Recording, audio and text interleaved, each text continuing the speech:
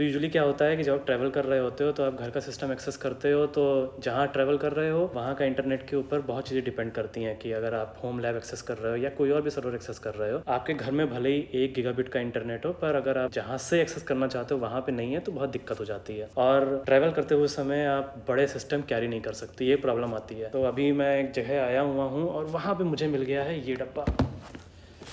ये है minis forum MS-A2। MS-A2 है ना, हाँ MS-A2। ये मिनीज फोरम एक कंपनी है जो कि ये मिनी पीसी बनाती है। ये 2 लीटर का एक पीसी है। फ्रेश डब्बा है, अभी तक खुला भी नहीं है, मैंने खुद भी टेस्ट नहीं किया, मेरे हाथ में बस अभी आया है तो मैंने कहा तुरंत वीडियो बना दूँ। मोबाइल्स वीडियो बन रही है, यूजुअली DSLR से बनती है। तो इसको खोलते हैं, अनबॉक्सिंग करता हूँ, इसका सेटअप दिखाता हूँ। कुछ है नहीं मेरे पास टाइम, तो ये PCI ब्रैकेट मिनी क्या कहते हैं इसको, हाफ हाइट और फुल हाइट ब्रैकेट जो होता है वो है ये।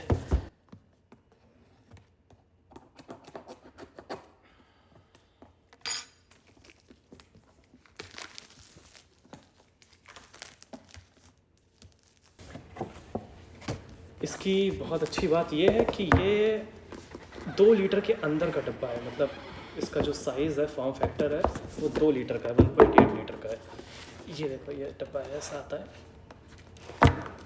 और जो मेरे पास वेरिएंट है वो है I think Ryzen 9955H mobile processor है जो 16 कोर 32 थ्रेड Zen 5 प्रोसेसर है। यहाँ पे इसके बैक आईओज़ हैं, यहाँ पे इसके फ्रंट आईओज़ हैं। अब मैं अगर आईओ की बात करूँ इसमें, तो फ्रंट में आपको 2 USB-A 10 गीगाबिट मिलते हैं और एक नॉर्मल USB मिलता है USB-A जो कि 10 गीगाबिट नहीं है, आई डोंट नो क्या है ये, प्रॉब्ली 5 गीगाबिट होगा ये। और फ्रंट में एक हेडफोन जैक मिलता है। वेट होगा इसका मैक्सिमम टू मैक्सिमम 1.5 किलो या 2 किलो। पीछे जो इसकी सबसे तगड़ी चीज़ है, जो सबसे बढ़िया इसकी USP है, सेलिंग पॉइंट है, वो है नेटवर्किंग। इसमें आपको 2 मिलते हैं SFP प्लस पोर्ट, यानी 10 गीगाबिट ईच, तो 20 गीगाबिट यहाँ स्पीड आ गई। और साथ में 2 मिलते हैं RJ45 पोर्ट, और ये हो गया आपका 5 gigabit, so 2.5 5 gigabit. So networking alone is 25 gigabit over here. उसके बाद आपके Type-C पोर्ट्स हैं, उसके बाद HDMI है और पावर है सबसे एंड में। ये पावर केबल, HDMI केबल, ये पावर ब्रेक है इसकी। जितने मैंने रिव्यूज़ देखे हैं या जितना मैंने पढ़ा है, इसकी पावर ब्रेक भी ऑलमोस्ट इसी के बराबर है। साइज़ देखिए, ये 280 वाट की पावर सप्लाई है, क्योंकि इसमें जो प्रोसेसर लगा है वो प्रोसेसर है करीब, अगर आप फुल टिल्ट इसको यूज़ करोगे तो कुछ नहीं तो 100 वाट का तो प्रोसेसर है इसमें। उसके बाद इसमें आप एक्सपेंशन कर सकते हो, इसमें आपको SFP प्लस पोर्ट दिए गए हैं, RJ45 पोर्ट दिए गए हैं, तो काफ़ी ज़्यादा इसमें पावर कंजम्पशन होता है बाई डिफ़ॉल्ट। इसलिए अच्छी बात क्या है, छोटा सा, इसको आप सूट केस में डाल लो, कोई दिक्कत नहीं है, लैपटॉप के बराबर का वेट है इसका। यहाँ पे एक स्विच है या लैच कह दूँ मैं इसको, यहाँ पे एक लैच है, इस लैच को दबाओ और इसके ये पूरा ये बाहर आ जाता है। तो ये इसका फ्रंट है, फ्रंट नहीं बोलूँगा मैं, ये इसका अपर साइड है प्रॉब्ली, और ये है इसका बैक साइड। जो मैंने वेरिएंट लिया है इसमें 64 GB रैम लगी हुई है और इसमें 1 टेराबाइट SSD लगी हुई है।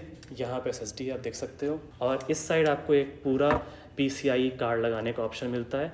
तो अगर आप चाहो तो यहाँ पे एक कार्ड लगा सकते हो। ओनली रिक्वायरमेंट इज़ कि PCI कार्ड जो भी आप लगाओगे एक्स्ट्रा, उसको पावर सप्लाई PCI पोर्ट से ही मिलेगी, तो मैक्सिमम 70-75 वाट की पावर सप्लाई मिल सकती है। और वो कार्ड सिंगल स्लॉट का होना चाहिए और हाफ हाइट होना चाहिए। तो मेरे पास ये कार्ड पड़ा हुआ है इंटेल का X710, ये नेटवर्किंग कार्ड है। आप चाहो तो यहाँ पे ग्राफिक कार्ड लगा सकते हो, आप चाहो तो यहाँ पे कोई एक्सीलेटर कार्ड लगा सकते हो, पर मैं ये कार्ड लगा के ट्राई करूँगा इस चीज़ को। तो ये इंटेल का X710 कार्ड है, इसको आप यहाँ पे लगाते हो। आप देख रहे हो यहाँ पे मेरे पास आसपास ऐसा कुछ भी नहीं है जिससे कि मैं इसका सेटअप कर सकूँ। एसेंशली मैं क्या कहना चाह रहा हूँ कि मेरे पास कोई मॉनिटर नहीं है, कोई कीबोर्ड नहीं है, कोई माउस नहीं है इसको सेटअप करने के लिए। तो इसको सेटअप कैसे करेंगे, उसके लिए एक अलग ट्रिक है। तो अब इसको सेटअप करने के लिए हमें कुछ ऐसा चाहिए जिससे कि हम इसको रिमोटली एक्सेस कर सकें। वो क्या है, इसको यहाँ साइड रखो, वो है ये डब्बा। ये डब्बा है, प्रॉब्ली आप लोगों को पता होगा, मैंने काफ़ी रील बनाई हुई है इसकी, काफ़ी वीडियोस में ऑलरेडी डाला हुआ है। ये है जेट KVM। एसेंशली इसका क्या काम है बताता हूँ मैं, अगर ये खुल जाए मुझसे।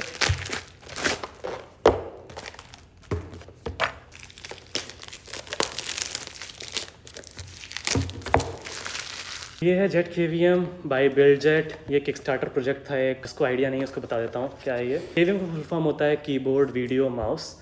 एसेंशली आप क्या करते हो कि आप इस KVM को छोटे से डिवाइस को कनेक्ट करते हो इसके साथ, इसका जो HDMI होता है वो इसमें जाता है, इसका जो माउस और कीबोर्ड का इनपुट होता है वो इसमें जाता है, और आप इसको कनेक्ट कर देते हो नेटवर्क के साथ। तो ये एसेंशली एक नेटवर्क KVM है।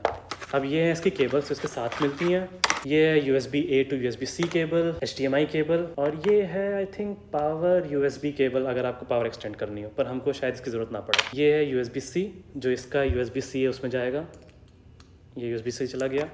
USB-A आपके फ्रंट पैनल पे डाल देता है, ये यहाँ चला गया। ये HDMI केबल, आई थिंक इसका एक साइड नॉर्मल HDMI है और एक साइड इसका मिनी HDMI है। आई डोंट नो कौन सा कनेक्टर है डायरेक्टली एग्जैक्टली। ये मिनी HDMI, ये आपका नॉर्मल HDMI जो कि इसके HDMI पोर्ट पे जाएगा, जो कि यहाँ लग गया। इस केबल को पीछे लगा देता हूँ, तो आप यहाँ देख सकते हो, यहाँ USB लगा है और बगल में HDMI लगी है, और ये जेट KVM से जुड़ गया है। आप करते हैं इसको पावर। तो पावर करने के लिए इसका पहले एडाप्टर जोड़ना पड़ेगा। इसको पावर करने के लिए हमें कुछ नहीं करना है, ये पावर होगा आपके मशीन से। ओके, तो अभी क्या किया है मैंने, एक स्विच ले आया हूँ मैं। स्विच में इंटरनेट कनेक्शन कर दिया है और 3 केबल निकालनी है। ठीक है, सिंपल सा स्विच है, डमी स्विच है, कुछ नहीं, TP-Link का बिल्कुल सिंपल सा स्विच, 500 रुपये का मिल जाएगा। एक केबल जो ईथरनेट की है वो जाती है जेट KVM में। दूसरी केबल जो एक और ईथरनेट की है वो जाएगी मिनीज फोरम में। डरो नहीं, केबलें ज़्यादा नहीं हो रही हैं, बहुत कम केबलें हैं। और जो तीसरी केबल है वो मेरे लैपटॉप पे जा रही है, जिससे कि मैं आपको दिखा सकूं कि जेट KVM से कैसे कंट्रोल होती हैं चीज़ें। जेट KVM देखो अभी कुछ नहीं चल रहा है, बंद है। ठीक, ये मिनीज फोरम का इस मिनी PC का एसेंशली पावर सप्लाई है। तो अब मैं इसको इस पर कनेक्ट करता हूँ। ओके, स्टार्ट हो गया है। तो अगर आप यहाँ पे देखो तो इसमें एक IP एड्रेस आ गया है। ये IP एड्रेस है 10.2.1.88। ठीक है, दैट्स द IP एड्रेस। यही IP एड्रेस मैं अब सिस्टम पे डालता हूँ। ये जेट KVM आज तक यूज़ नहीं हुआ है, तो इसको पहले सेटअप करना पड़ेगा। ये आ गया जेट KVM का पेज, जो कि हमारा रिमोट KVM है। जेट KVM बस एक ही नुकसान है जो मुझे लगता है, वो नुकसान बस ये है कि ये पावर ओवर ईथरनेट पे नहीं चलता है, तो PoE का सपोर्ट इसमें नहीं है। तो इससे नुकसान क्या होता है कि आपको एक एक्सटर्नल जुगाड़ ढूंढना पड़ता है जिससे कि आप इसको पावर ऑन कर सको। टाइम स्क्रीन पे देख रहे हो, ये विंडोज़ का सेटअप आ रहा है जो आप देख पा रहे हो यहाँ पे। KVM एसेंशियली एक वर्चुअलाइज्ड कीबोर्ड माउस प्रेजेंट करता है मिनीज फोरम को यूजिंग USB, और जो HDMI आउटपुट आ रहा है मिनीज फोरम से वो जेट KVM ट्रांसलेट करता है एक वेब UI में, जो आप यहाँ पे देख रहे हो उस टाइम। तो यहाँ पे जल्दी से विंडो सेटअप कर दे। तो एसेंशियली इसको कंट्रोल करने के लिए अगर मैं इसको लेके कहीं ट्रैवल कर रहा हूँ तो मुझे जेट KVM चाहिए, मुझे मिनीज फोरम का अपना ये MS-A2 डब्बा चाहिए, और मुझे एक स्विच चाहिए, दैट्स ऑल। मुझे कीबोर्ड माउस नहीं चाहिए। तो ये पूरा पैकेज अगर आप एक छोटे से अपने लैपटॉप बैग में डाल लो, काफ़ी ईजी हो जाता है ट्रैवल करना और मैनेज करना इसको। दूसरी चीज़, जेट KVM में आप 3 NVMe ड्राइव लगा सकते हो, या 2 NVMe ड्राइव और एक U.2 ड्राइव लगा सकते हो। अभी मैंने U.2 ड्राइव ढूंढना शुरू किया है। जो इसमें सपोर्टेड U.2 ड्राइव है वो करीब 12 मिलीमीटर की है। तो 12 मिलीमीटर में सबसे ज़्यादा मैक्सिमम कैपेसिटी जो आती है वो करीब 10 से 12 टेराबाइट की आती है। तो मैं ढूंढ रहा हूँ, अगर कहीं मिल जाएगी तो वो एक लेके लगा दूंगा इसमें। U.2 drives usually enterprise grade drive होती हैं, वो कंज्यूमर ग्रेड पे नहीं मिलती हैं। उनकी लाइफ अच्छी होती है, उनकी टेराबाइट रिटर्न पर लाइफ टाइम जो होता है वो बहुत अच्छा होता है। नहीं, ड्राइव राइट पर डे जो DWPD जो उसकी वैल्यूएशन होती है, जो गारंटी होती है वो बहुत ज़्यादा होती है। कई ड्राइव्स की तो 3 ड्राइव राइट्स पर डे होती है। तो अगर आप 12 टेराबाइट की ड्राइव लेते हो तो यानी कि आप एसेंशियली 30-35 टेराबाइट उसमें पर डे राइट कर सकते हो और ड्राइव नहीं ख़राब होगी। इसमें इसका जो इंटरनल ग्राफिक कार्ड है वो आई थिंक 680M है। 680M जो ग्राफिक कार्ड है वो इतना पावरफुल तो नहीं है कि आप इसमें बहुत हाई एंड वीडियो एडिटिंग कर सको जैसे कि आफ्टर इफेक्ट्स या ऑल। पर अगर आप इसमें एक 1U का कार्ड लगा लेते हो, हाफ हाइट का ग्राफिक कार्ड लगा लेते हो, 1650 या 3050 1U मिल जाता है, अगर आप वो इसमें लगा दोगे तो ये एक किलर एडिटिंग PC बन जाएगा। अगर आप एक ट्रैवलिंग फोटोग्राफर हो या यूट्यूबर हो जिसको एक किलर सामान चाहिए कि ऑन द गो आप एडिट कर सको, इंजेस्ट कर सको, इसमें आप एक USB-C to SD card converter जो आता है छोटा सा, वो आप लेके लगा दो तो आप इसी में इंजेस्ट कर सकते हो, इसी में ट्रांसपोर्ट कर सकते हो, इसी में एडिट करके आप तुरंत वीडियो जहाँ भी ट्रैवल कर रहे हो वहाँ से पब्लिश कर सकते हो। एक इसका बहुत बड़ा यूज़ केस ही है। दूसरा यूज़ केस इसका है, फॉर एग्जांपल लिनक्स कंपाइल करना है आपको, या आपको क्रोम कंपाइल करना है, इस तरह के बड़े कोड बेसिस पे काम कर रहे हो तो आप इसको एज अ कंपेनियन यूज़ कर सकते हो कि आप अपने मैकबुक पे कमांड इशू करो और एक्चुअल काम जो हो वो इसमें।